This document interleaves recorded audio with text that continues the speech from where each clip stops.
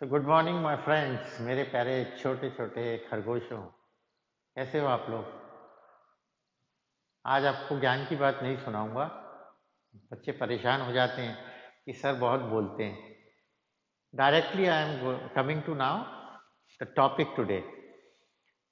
In the last EMI 6 हमने जो बनाया था, उस EMI 6 में we have discussed about the mutual induction, coefficient of coupling and how mutual induction takes place, and also we have discussed mutual inductance, that is capital M.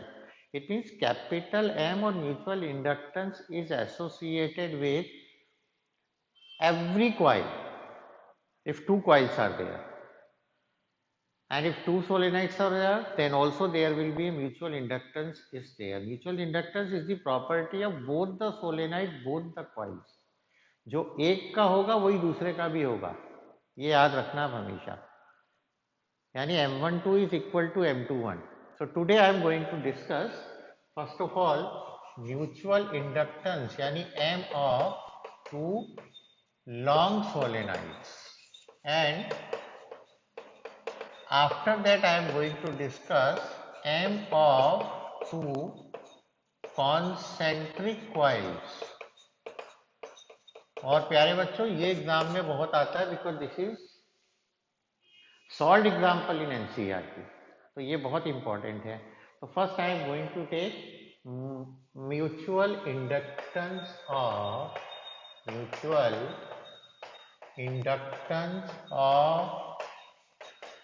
To long solenoids, okay, ये हम निकालने वाले हैं। तो पहले मैं solenoid बनाता हूँ, कलर चॉक ले लेता हूँ। तो सोलेनाइड बनाने के लिए दोनों तरीके मेरे पास, एक जनरल जो बुक्स में हम लोग यूज करते, देखिए कि suppose this is S1 and it is solely inside another solenoid S2। देखो ये S2 है, this is S2, okay, and length of both the solenoid is suppose L, length is L, small l, number of turns को मैं आपको बता ही दूंगा, और मैं I2 करंट फ्लो करने वाला हूं। कौन सी करंट? I2, correct. एक और डायग्राम बताता हूं आपको मैं, आपको कैसा लगता है आप देख सकते हैं, फिर बाद में मैं मिटा दूंगा। ये देखिए थोड़ा तिरछा बनता है diagram. So this is first solenoid, okay, second बना कर देखिए अब इसके ऊपर ही।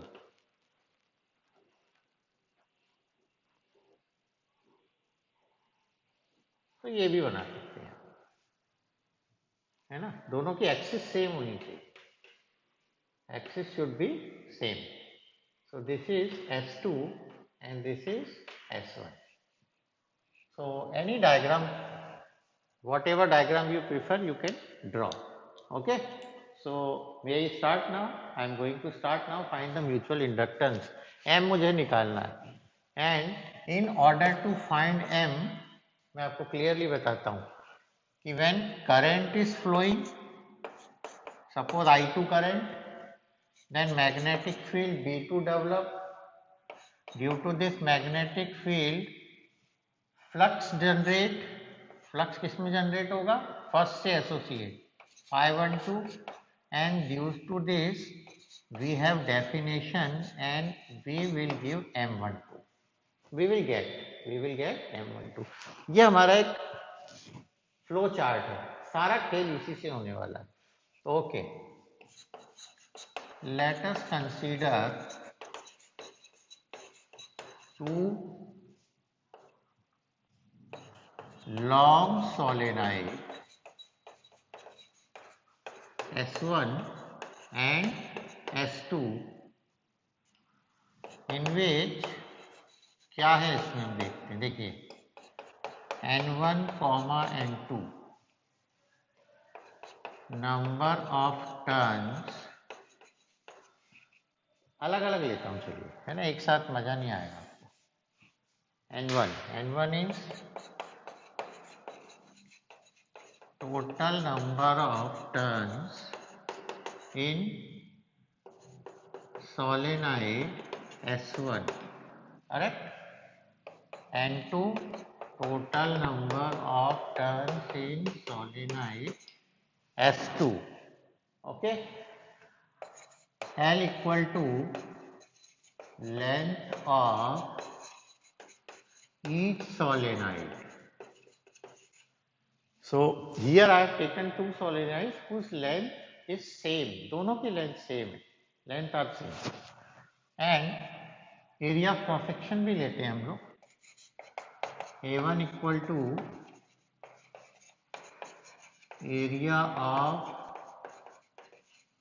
cross section of S1, area of cross section of each turn है ना, area of cross section of each turn of S1. A2 is area of cross section of each turn of S2. Okay, अब कुछ बचा क्या? हाँ, एक और चीज बची. क्या? अरे small n1 into number of turns per unit length. तो वो भी ले लेता हूँ. थोड़ा अंधेरा हो गया, लाइट चली गई, दरवाजा खोलता हूँ. जब तक आप लिखें n1 small n1 equal to number of turns per unit length.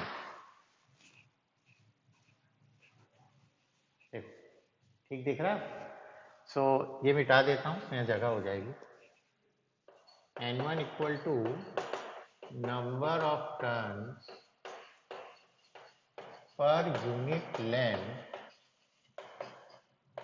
Of S1. तो n1 क्या होगा actually?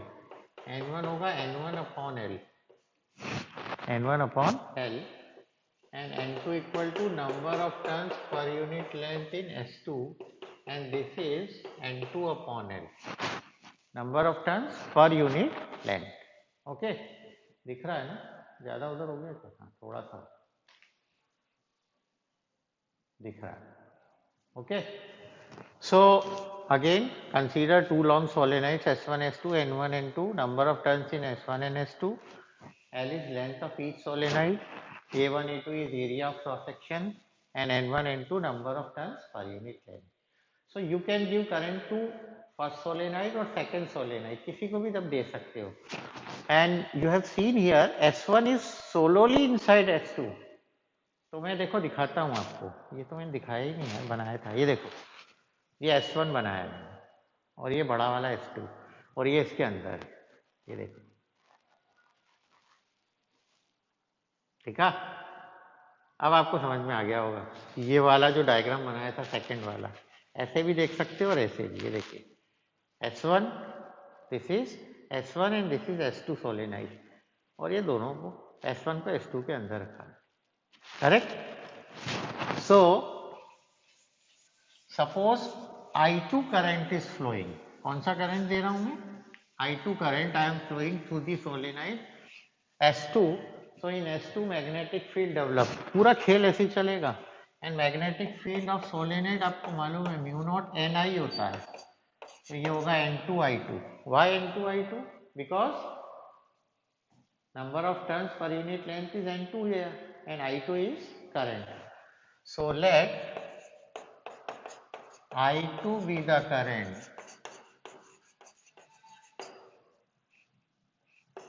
flowing through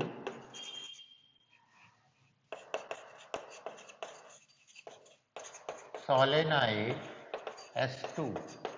One more thing, if you are taking I current also, there is no problem, because in the final expression you know very well current आता ही नहीं है, वो cancel हो जाएगा. इसलिए आप I1 low, I2 low, I लो, जो आपकी मर्जी हो.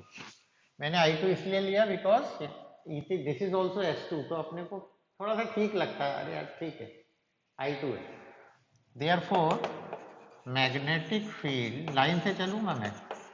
Therefore magnetic field develop in S2 is, book में मैग्नेटिक फील्ड अलग से नहीं लिखा, पर मैं आपको इस तरीके से बताऊंगा तो आपको इजी पड़ेगा. So B2 is equal to formula पहले लिखता हूँ, B होता है mu naught Ni, but here magnetic field is B2 mu naught N2 I2.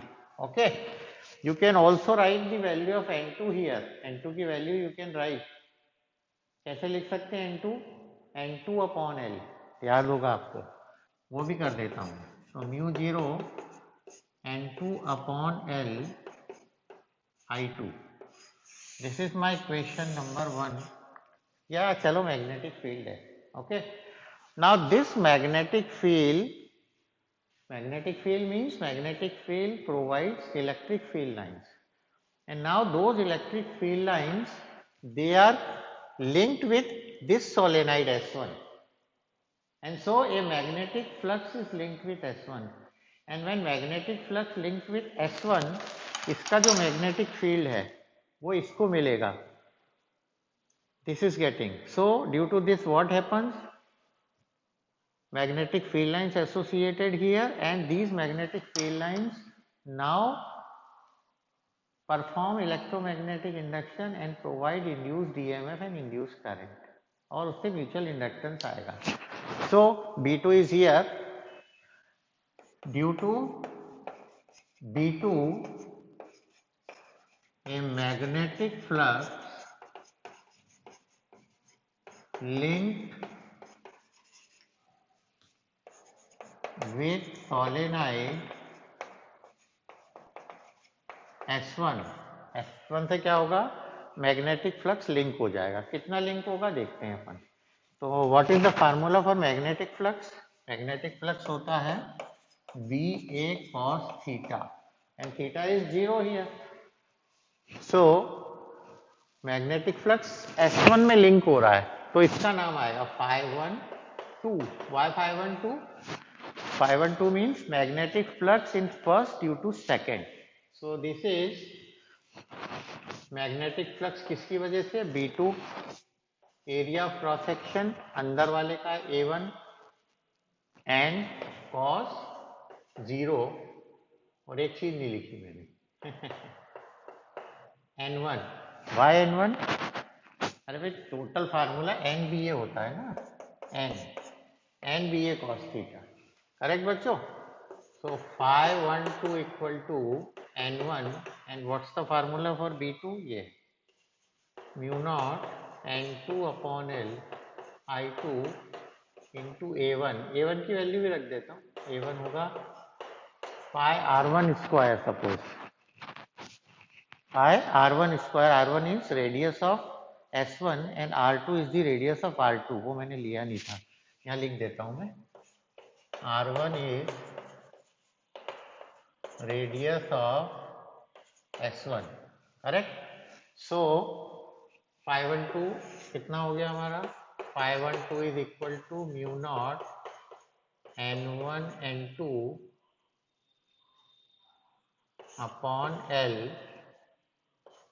Pi R1 square into I2. This is equation number 1. देखिए क्या आया, 512 इक्वल टू N1, या इसको एक काम करता हूं मैं, एरिया ही लेके चलता हूं, बाद में रेडियस कर देंगे तो आपको अच्छा लगेगा. Okay, A1 mu naught N1 N2 A1 I2 upon L. This is magnetic flux linked with solenoid S1. But you know very well here there is a definition, and due to that definition what we are getting? M. From definition we know that 512 is equal to M12 I2. This is number 2. Actually 5 equal to Mi होता है, but I is here I2, and flux is 512, so M is also 12. That is mutual inductance in first due to second, and these we have two values of 5 and 2. So on equating, equate कर देता हूँ, ये मिटा देता हूँ बच्चों. अरे यार ये गलत किया, ये मिटाना नहीं था, कोई बात नहीं. Therefore from equation 1 and 2, from equation 1 and 2, M12 I2 equal to mu naught N1 N2 K1 I2 upon L. So I2 I2 I2, so M12 equal to mu naught N1 N2 A1 upon L. This is mutual inductance of first due to second. Remember, we are neglecting here edge effect. It means the total magnetic field of S2 is uniform. Total magnetic field of S is uniform है, as effect नहीं ले रहे हैं हम लोग. Okay, conversely इसको अभी मैं और ठीक करूंगा है बाद में. कन्वर्सली किसी ने बोला सर S1 में करंट दे दो ना. ठीक है, हम S1 में दे देते हैं. देखो कौन सी करंट दे दी, I1. सो मैग्नेटिक फील्ड क्या आएगा, B1 and this is N1 I1. So flux generate क्या होगा, Phi21, and here also we will get M21. Correct. तो चलते हैं हम. Conversely, if I1 be the current, if I1 be the current flowing through S1, therefore magnetic field in S1, S1 मतलब अंदर वाले में मैग्नेटिक फील्ड आ रहा है, वो छोटे से पिच्चू में है ना. तो मैग्नेटिक फील्ड क्या होता है, B equal to mu naught NI. So here 1, सब जगह 1 आएगा. ओके, और N1 की वैल्यू हमको पता ही है क्या होगा, N1 upon L I1. This is now magnetic field. Okay. Now due to this what happens? Magnetic flux is associated with second solenoid S2. Okay. Therefore magnetic flux linked with solenoid S2. So Phi21 आएगा, Phi21 और Phi21 means N2 B1 A cos 0. अब A में आपके दिमाग में आएगा कि sir A2 आएगा, A2 नहीं आएगा, A1 ही आएगा. क्यों, because there is no magnetic field. देखिए मैग्नेटिक फील्ड इसमें जनरेट हो रहा है और ये इसके अंदर है. And you know very well in a solenoid magnetic field is only इतने से में ही होगा, इसके बाहर नहीं होगा. It means there is no magnetic field between S1 and S2. S1 और S2 के बीच में मैग्नेटिक फील्ड नहीं है. तो मैग्नेटिक फील्ड उतना ही मिलेगा जितना S1 है, तो फ्लक्स भी उसी के हिसाब से होगा.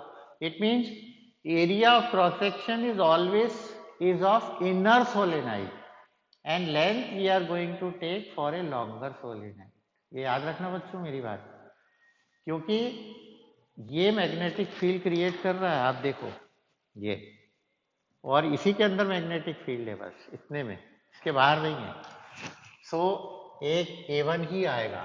क्यों आएगा कि as also there is, जगह नहीं हो रही है ठीक है ना. Also there is no magnetic field between S1 and S2, hence area is always of inner solenoid. मैंने तो लाइन ही लिख दी है. Magnetic flux linked with solenoid S2. Also there is no magnetic field between S1 and S2. There is no magnetic field between S1 and S2, hence area is always of inner solenoid. किसका area लेंगे हम, हमेशा inner solenoid का ही लेने वाले हैं. Therefore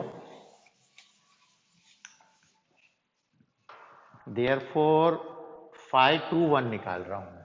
therefore phi 2 1 is n2 b1 a1 cos 0. So phi 1 is n2 b1 आपके पास ये है देखो, mu naught n1 upon L I1 a1.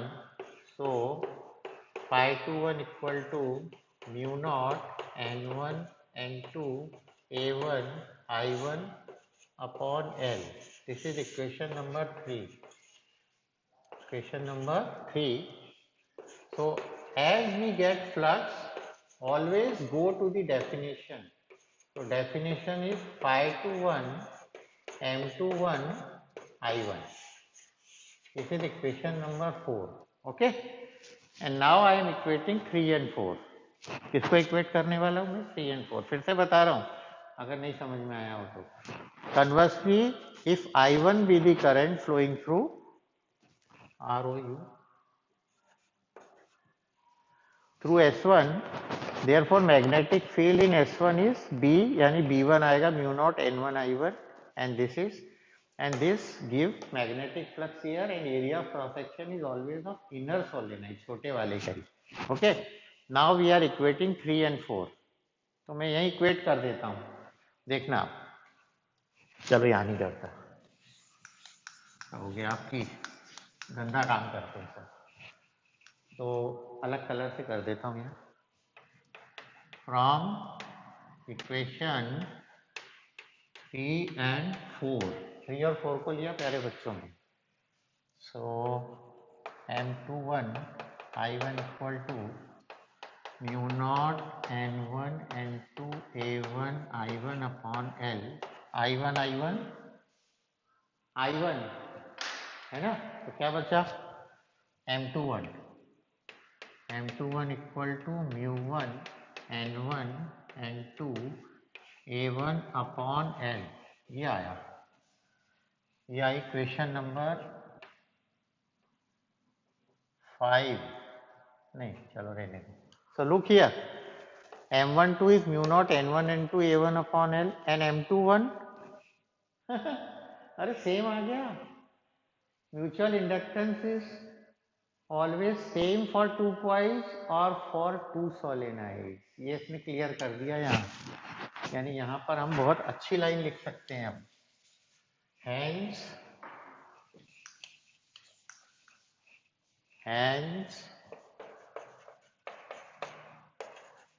m12 equal to m21 equal to m mu1 n1 n2 a1 upon L. यही है ना. and this is in air or vacuum or free space, and in a medium, if suppose there is a medium, so m12 equal to m21 equal to m. So in place of mu naught we are writing mu now, n1 n2 a1 upon L. तो इसको dash कर दूंगा. क्यों dash? अरे medium में है ना, किसी और मीडियम में. And mu is mu r mu naught n1 n2 a1 upon L. और ये क्या है? अरे क्या है ये? अरे मेरे खरगोशों बोलो ये क्या है? अरे ये m है.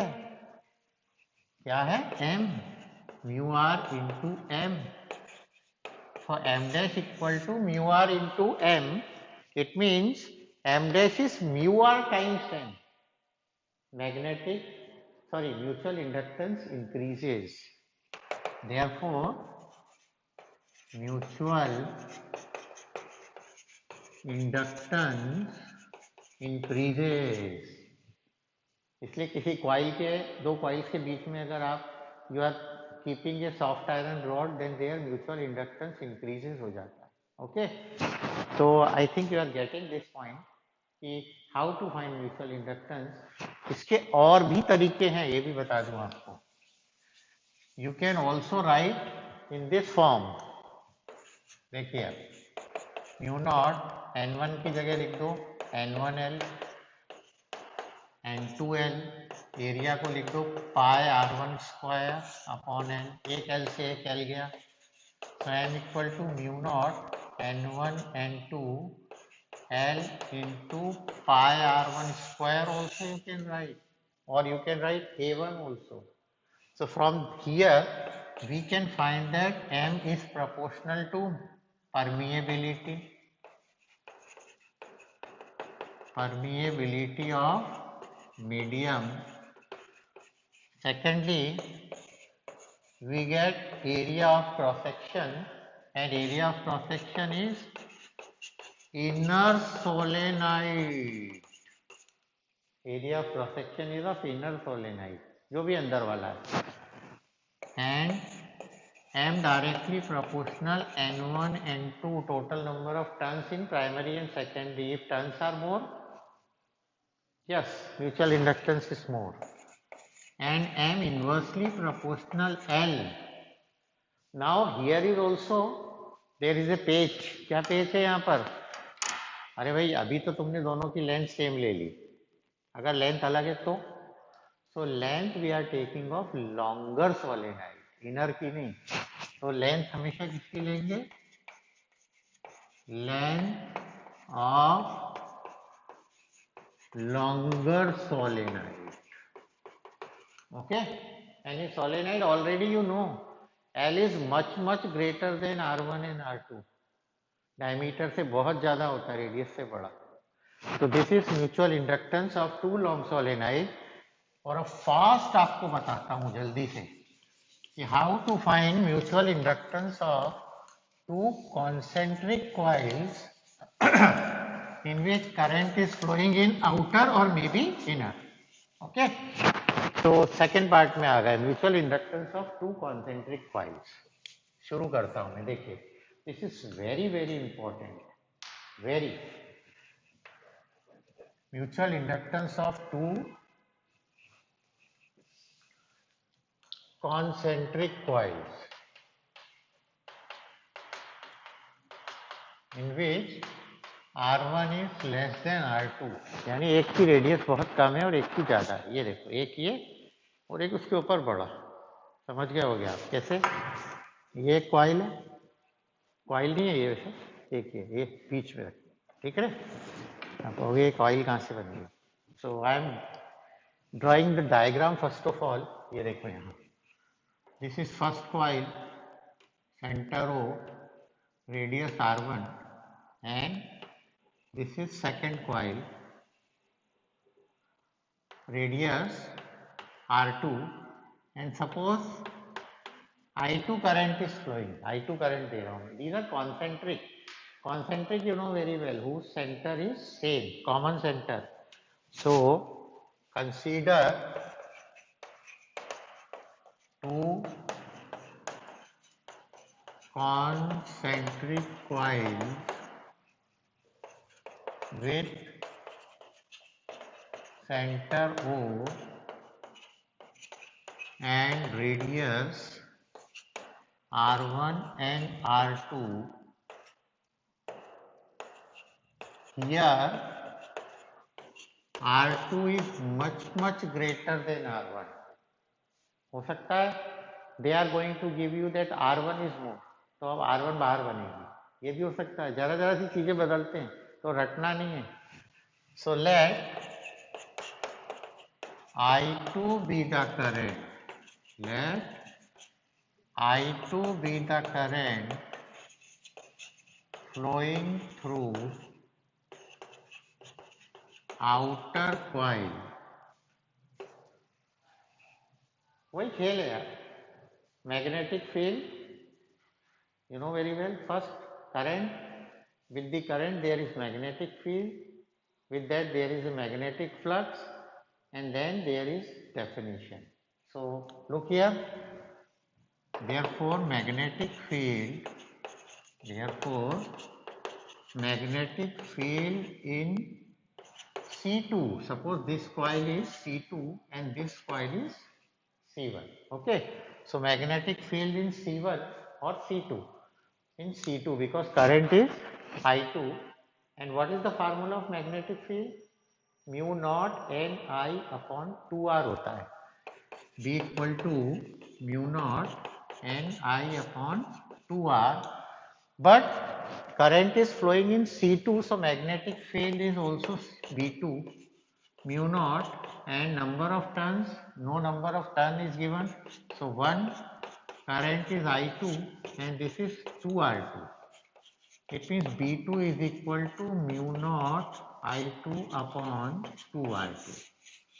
So my dear students, this is magnetic field developing coil second, and this magnetic field is now linked with C1 coil, and here a magnetic flux generate or associate. So यहाँ लिखता हूँ मैं, ठीक है, आपको दिख रहा है ना, घुमा देता हूँ थोड़ा, ठीक है. Therefore magnetic flux associated with coil C1 is, so magnetic flux is phi NBA cos theta. This is our general formula. This is our general formula. So flux is associated in which now? Flux is associated with first. So phi 1 2 is equal to number of turn 1 है. अगर n1 n2 है तो you have to write n1 n2 also. Okay. Magnetic field is B2 and area of cross section is A1 into cos 0. So phi 1 2 equal to B2 is mu naught I2, A1 is pi R1 square upon 2R2. This is magnetic flux linked with the coil. एक बार फिर बता रहा हूँ because this is very important for the exam point of view. Look here. Consider two concentric coils with center O and radius R1 and R2. Here R2 is greater than R1. Let I2 be the current flowing through outer coil. Therefore magnetic field in C2 is B2 mu naught, number of turns 1 है. If number of turns N2 are given, you have to write N2 here. याद रखना, आप भूलना नहीं. I2 and 2R2. So B2 is here, and this magnetic field gives you magnetic lines of force, and those magnetic lines of force associated with coil C1 and produce a magnetic flux. So magnetic flux associated with coil C1 is, so magnetic flux is NBA cos theta, and here we are taking flux in first U to second, phi 1 2 equal to number of turns 1, B is B2 and area of cross section जिसके अंदर हो रहा है A1 cos 0.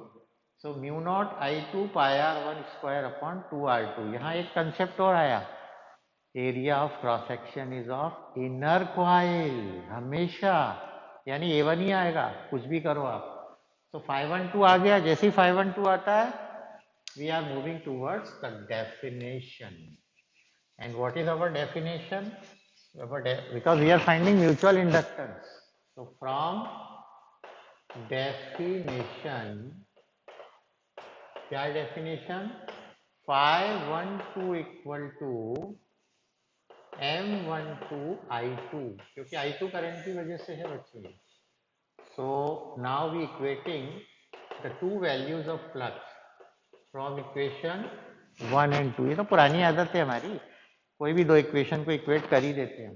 So M12 I2 equal to mu naught I2 pi R1 square upon 2R2 I2 I2 I2.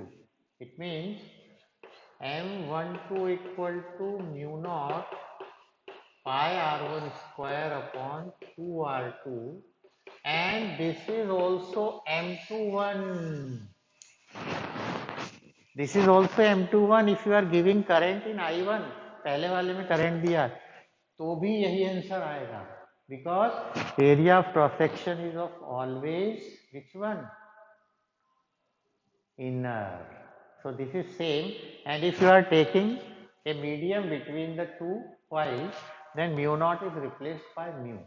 In a medium, अगर मैं लिखूं in a medium, तो फिर ये बदल जाएगा, ये mu हो जाएगा, mu equal to this, and mu you know mu r mu naught, है ना. इसको भी कर सकता हूँ, देखो mu r mu naught, इसको डैश कर देता हूँ, mu r mu naught pi r1 square upon 2r2, that is mu r m, which is m dash. It means mutual inductance increases.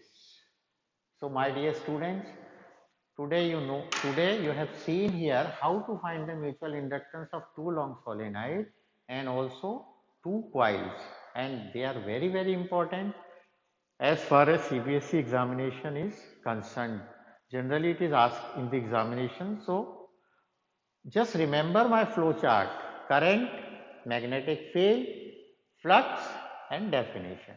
तो खुश रहो प्यारे बच्चों, कमेंट करो, शेयर करो. अगर आपको वीडियो सच में अच्छा लग रहा है तो आप अपने दूसरे स्कूल के बच्चों को शेयर करें, क्योंकि ये बड़ी पब्लिक तक जाए. और what ever is my mistake, you can just right me in the comment कि सर ऐसा ठीक नहीं लग रहा, या ये भी बताइए हमें, नए वीडियोस और बनाइए. So subscribe it, comment it, share it, like it also. खाना अच्छा खाएं, बढ़िया, खूब बढ़िया खाना. पनीर खाएं, पनीर के पकोड़े खाएं, बहुत सारे पकोड़े, नूडल्स, सब्जियां डाल डाल के. पोहे ज्यादा अच्छे होते हैं नूडल्स से, पोहे अच्छे होते हैं. नूडल्स खाना अच्छी बात नहीं है. If you are eating noodles also, oats या आटा वाली खाओ, पर ज्यादातर मत खाओ. Better eat good food. माता पिता से प्यार करो, प्यार दो, प्यार लो, उनकी बातें सुनो. थैंक यू वेरी मच बच्चों. ऐसे ही खुश रहो, खुश रहो.